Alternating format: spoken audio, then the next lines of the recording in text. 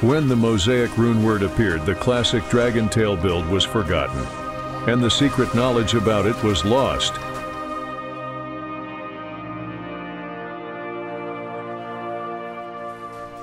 Now you are watching this incredible beauty and terrible power of this legendary build that almost no one wanted to talk about. Today, I will reveal to you the secret of how to create the strongest build without using Infinity and Enigma.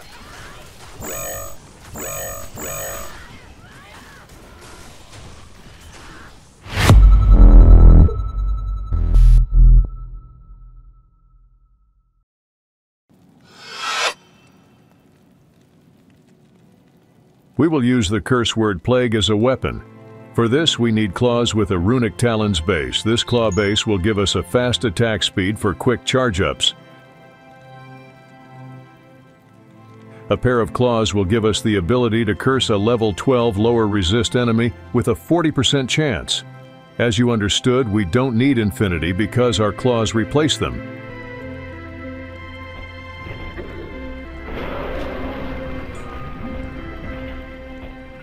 We also have other very useful skills that these claws give. Level 34, Cleansing Aura, 4 points to all skills, 20% attack speed. I also want to note that claws have a 37% chance of dealing double damage. This will work when charging, causing additional damage to the enemy. Double damage from Deadly Strike confirmed upon inspection, but it was out of sync with Deadly Strike's animation itself. It's very strange, but double damage was still recorded from using Deadly Strike. But if I'm wrong about this, write about it in the comments below this video.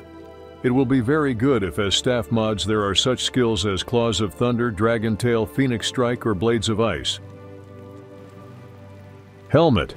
For better protection, we will use Flickering Flame. This is the optimal solution between maximum damage and protection. If you want to get maximum damage from the helmet, then you need a magic tiara with 2 sockets, 3 points to the martial arts skill. You need to add 2 fiery facets to such a tiara. It will be very good if you find a rare tiara with 2 sockets and such bonuses. Such a tiara will give significant damage and very useful bonuses to defense and more.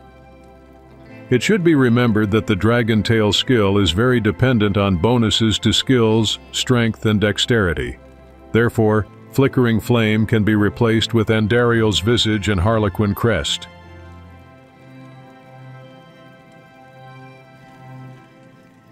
Amulet.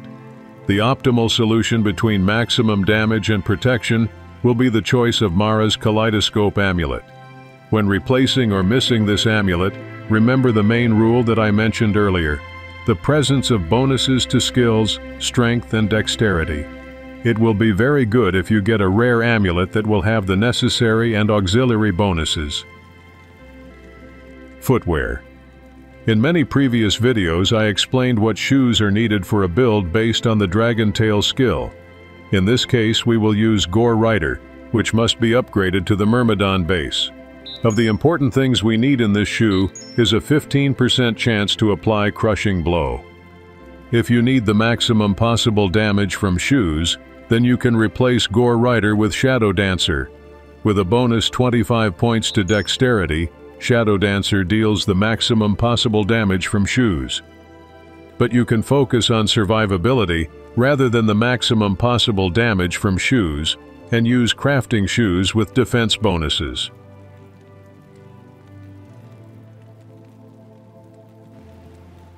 Chest armor. In the classic Dragon Tail build, you need to have an attack speed of about 90% for fast charging. It's also important to have good defense and survivability. These 2 important requirements are very well met by the rune word for chest armor, Treachery.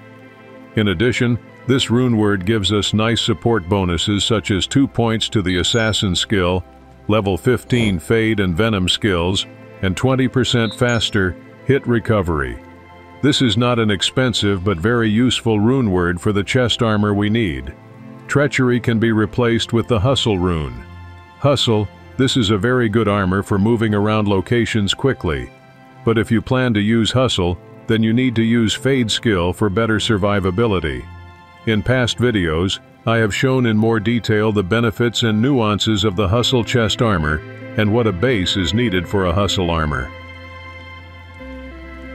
We have a melee character, so we need to use Raven Frost so that no one can freeze our character.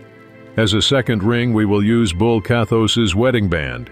Bull Cathos's Wedding Band can be replaced with the Stone of Jordan, but if you want better survivability, then you need to get a rare ring with these bonuses or close to them. As a belt, we will use Arachnid Mesh. The main purpose of such a decision is to increase the total damages, but if you want to improve survivability, it will be very good if you get such a crafting belt. The best option for gloves will be craft gloves with such bonuses. These gloves will save total damage and survivability, but if you have survivability at a high level, then such craft gloves can be replaced with magic gloves. This will increase damage but slightly reduce survivability. Now I would like to talk about a very important topic: monsters that are immune to physical damage, fire and lightning. First of all, we must have a charm that will remove immunity to fire, because fire is the main part of our damage. If your assassin has very good defense, then you can try the Bone Break charm, which will remove physical damage immunity, and also the Crack of the Heavens charm, which will remove lightning immunity. But if your character becomes more vulnerable, then don't use Crack of the Heavens and Bone Break.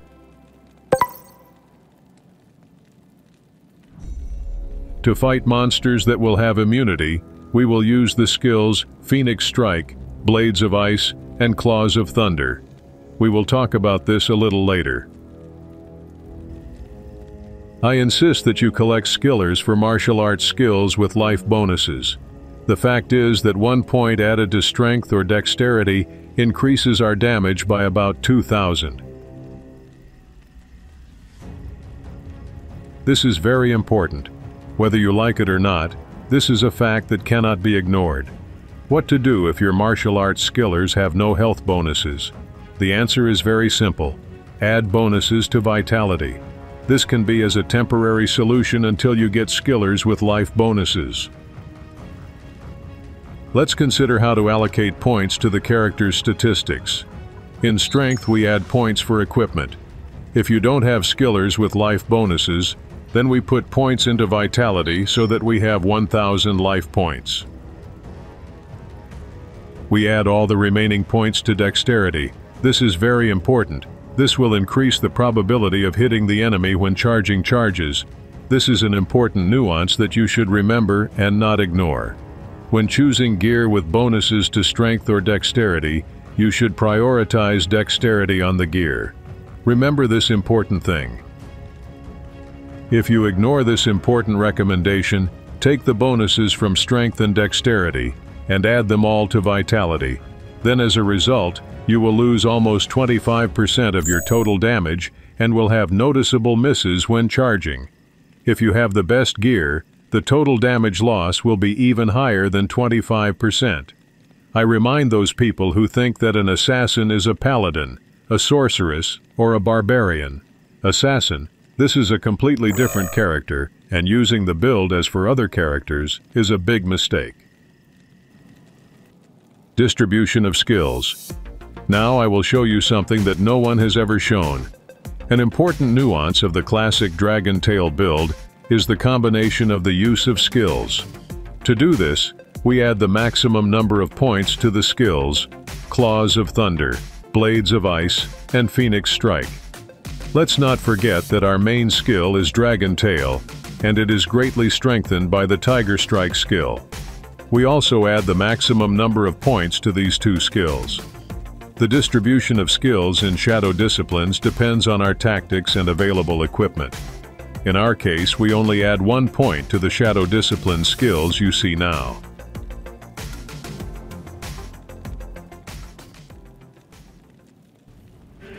Now let's move on to the tactics of applying martial arts skills. The uniqueness of these skills is that they can damage the enemy with various elements. But there is a very interesting skill, Phoenix Strike. He can deal significant damage to the enemy with 3 elements: This is probably the only skill in the game that can damage the enemy with 3 elements. If I'm wrong about its uniqueness, and there are still some skills in the game that can do this, write about it in the comments below this video. You are probably asking why I am telling you about this. Here, without explanation, it is clear that these skills have different elements. But not everything is as simple as you think. The main secret of these skills is the combination of their application. For example, if we know that there are monsters with different immunities at the location, then we will use the universal skill, Phoenix Strike. If we know that the location often has monsters with weak resistance to cold, then we can use Blades of Ice or Phoenix Strike. If we know that the location often has monsters with weak resistance to cold, then we can use Blades of Ice or Phoenix Strike. If we know that most of the monsters in the location have weak resistance to lightning, then we will use Claws of Thunder and Phoenix Strike. If we will encounter monsters with poor resistance to fire, then we will use Dragon Tail and strengthen it with Tiger Strike. Using various skills, our assassin can defeat a monster with any immunity. No character in the game has such uniqueness, only an assassin can. You are now watching how Phoenix Strike clears a high-level location without using Tiger Strike. When we quickly get 3 charges, then we do a quick 3 kicks dealing lightning, fire damage to the enemy, and freezing monsters around with the 3rd charge. Likewise, we must use other skills. To facilitate the gameplay, I created a program. First of all, I added an automatic set of charges so that I don't have to do it manually. It is enough for you to choose exactly which charges should be collected, and they will be collected independently. So far, the program is under development, and soon everyone can use it.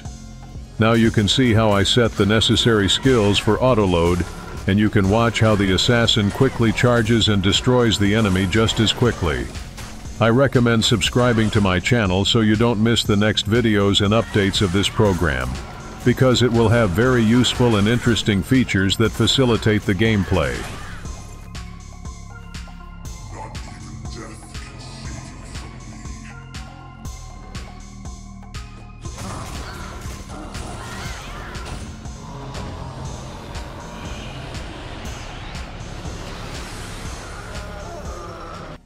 If you plan to use Crack of the Heavens and Bone Break, then I recommend adding only 1 point to Blades of Ice and putting the difference in Fade.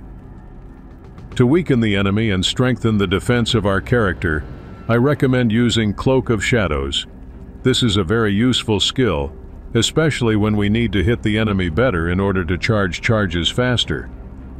Now I will show you another important topic. You can now see the speed of martial arts skills. This is important for any build based on martial arts skills. You have to remember which skills are fastest and which are slower. For our build, in order to charge at maximum speed, we need to use Claws of Thunder and Blades of Ice skills. Then discharge the charges with 1 hit of Dragon Tail. Let's try to implement it in our Book of Evil Tyrell program by choosing the appropriate timings. I've now set up the timing so that we can charge our character 2 to 3 charges in half a second with a single Claws of Thunder or Blades of Ice skill. After that, we will deal 1 short blow to the enemy. We will also try to charge 2 skills at the same time in 1 second, after which we will deal double damage to the enemy with Cold and Lightning through 1 short blow with the Dragon Tail skill. Now you can watch how our character quickly charges and inflicts significant damage on the enemy. It all happens quite quickly. Charging and dealing damage to the enemy lasts for about 1 second. It really works. Just look how beautiful it looks. This timing feature can be applied to other characters. For example, for a sorceress, if you need to use the skill of Cold and then immediately Lightning. But we will consider this in the next videos.